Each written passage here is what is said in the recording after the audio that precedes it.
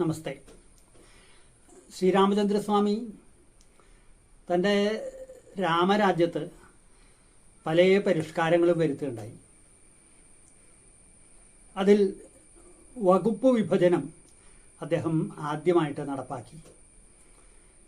പഴയ കാലത്തൊക്കെ ഒരു രാജാവ് എല്ലാ കാര്യങ്ങളും കൂടി കൈകാര്യം ചെയ്യും. അപ്പോൾ അദ്ദേഹത്തിന് എല്ലാത്തിലും വൈദഗ്ധ്യം ഉണ്ടാവണമെന്നില്ലല്ലോ.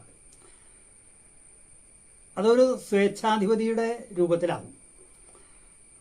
അത് ഒഴിവാക്കാനായിട്ട്, ഭരണം കൂടുതൽ കാര്യക്ഷമമാവാനായിട്ട് അദ്ദേഹം 12 മന്ത്രിമാരെ നിയമിച്ചു. ഓരോരുത്തർക്കും ഓരോ വകുപ്പ് കൊടുത്തു.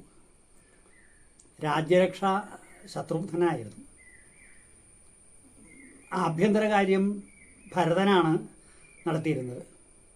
പ്രധാനമന്ത്രിയായിട്ട് ലക്ഷ്മണനെയാണ് നിയമിച്ചത്. പിന്നെ ഒരു പരിഷ്കാരം സാമ്പത്തിക രംഗത്താണ്. രാജ്യത്തിൻ്റെ ഭദ്രതയ്ക്ക് സാമ്പത്തിക രംഗം ശക്തമായിരിക്കണമല്ലോ. രാജ്യത്തിൻ്റെ അല്ലെങ്കിൽ സർക്കാരിൻ്റെ വരുമാനം എന്ന് പറയുന്നത് ജനങ്ങൾ നൽകുന്നതായ നികുതിയാണ്. ശ്രീരാമചന്ദ്രൻ സിമ്പിൾ ടാക്സ് രാമരാജ്യത്ത് നടപ്പാക്കി. ജനങ്ങളുടെ ഹിതം അറിഞ്ഞിട്ടാണ് അദ്ദേഹം ചെയ്തത്. 20% അദ്ദേഹം നികുതി ഏർപ്പെടുത്തിയത്. വരുമാനം കൂടിയാൽ കൂടുതൽ നികുതി അടയ്ക്കണം, വരുമാനം കുറഞ്ഞാൽ നികുതി കുറയും. 20% ഉള്ളൂ. അത് ജനങ്ങൾക്ക് വളരെ ആശ്വാസപ്രദമായിരുന്നു. ഇന്ന് അതിലൊക്കെ കൂടുതലാണ് നമ്മൾ നികുതി അടയ്ക്കുന്നത്. മറ്റൊരു പരിഷ്കാരം പോലീസ് രംഗത്തായിരുന്നു. ശ്രീരാമൻ്റെ കാലം ലക്ഷക്കണക്കിന് വർഷങ്ങൾക്ക് മുമ്പ് ത്രേതായുഗത്തിലാണ്. അതിലെത്രയോ കാലത്തിന് ശേഷമാണ്, അടുത്താണ് പാശ്ചാത്യ രാജ്യങ്ങളിൽ പോലും പോലീസ് എന്നുള്ള ഒരു സമ്പ്രദായം വന്നത്. ശ്രീരാമൻ്റെ കാലത്ത് പേര് പോലീസ് എന്നല്ല എന്ന് മാത്രമേ ഉള്ളൂ. പല തട്ടുകളായിട്ടൊക്കെ ഭരണ രംഗത്തെ തിരിച്ച് അവിടുത്തെ ആഭ്യന്തര കാര്യങ്ങളൊക്കെ നോക്കാനായിട്ട് ഓരോരുത്തരെ ചുമതലപ്പെടുത്തിയിരുന്നു. ജനങ്ങളുടെ ഹിതം അറിയുന്നതിനായിട്ട് ഇന്നത്തെ പോലെ തന്നെ ചാരന്മാരെ ഏർപ്പെടുത്തിയിരുന്നു. Spy work. അതിന് രാജാവ് തന്നെ ഇറങ്ങി പുറപ്പെട്ടപ്പോഴാണ് രചകന്റെ സംഭാഷണം കേൾക്കാനിട വന്നത്. സീതാദേവിയെ ഉപേക്ഷിക്കേണ്ടതായിട്ട് വന്നത്.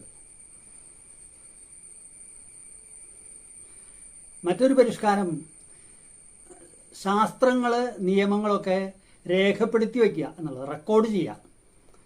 അതിനു മുമ്പ് എന്തെങ്കിലും കാര്യത്തിൽ സംശയം വന്നു കഴിഞ്ഞാൽ പണ്ഡിതരായിട്ട് കൺസൾട്ട് ചെയ്യും. എന്നിട്ടാണ് തീരുമാനങ്ങൾ എടുത്തിരുന്നത്. ശ്രീരാമചന്ദ്രൻ അത് ഗ്രന്ഥങ്ങളിലാക്കുന്ന രീതി തുടങ്ങി. അപ്പോൾ ശാസ്ത്രങ്ങൾ, നിയമങ്ങൾ, പുരാണങ്ങൾ, വേദങ്ങൾ ഒക്കെ ഗ്രന്ഥങ്ങളിൽ എഴുതി വച്ചു. അപ്പോൾ സംശയം വന്നു കഴിഞ്ഞാൽ അതെടുത്ത് നോക്കിക്കഴിഞ്ഞാൽ കാര്യങ്ങൾ തീരുമാനിക്കാം.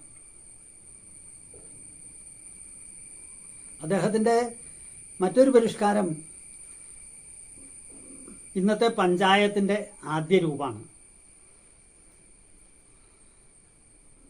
ഓരോ പ്രദേശത്തെയും പ്രധാനികളായിട്ടുള്ളവരെ തിരഞ്ഞെടുത്ത് അവരെ ആ പ്രദേശത്തിൻ്റെ ഭരണ ചുമതല ഏൽപ്പിച്ചു. അതിൻ്റെ ഒരു പരിവർത്തന രൂപമാണ് മഹാഭാരതത്തിൽ കാണുന്നത്. ധർമ്മപുത്രർ നടപ്പിലാക്കിയത്.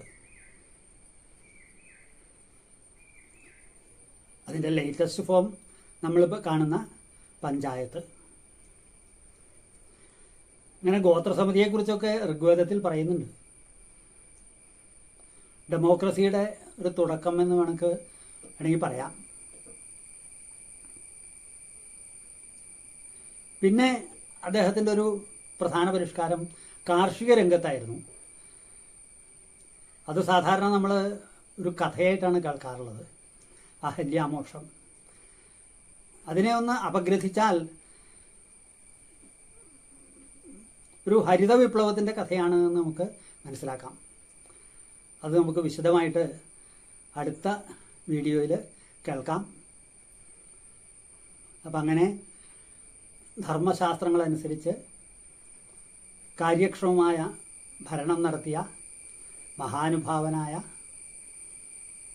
പ്രജാസ്നേഹിയായിട്ടുള്ള ശ്രീരാമചന്ദ്രസ്വാമിയെ നമുക്ക് അനുസ്മരിക്കാം. രാമായ തുഭ്യം നമഃ.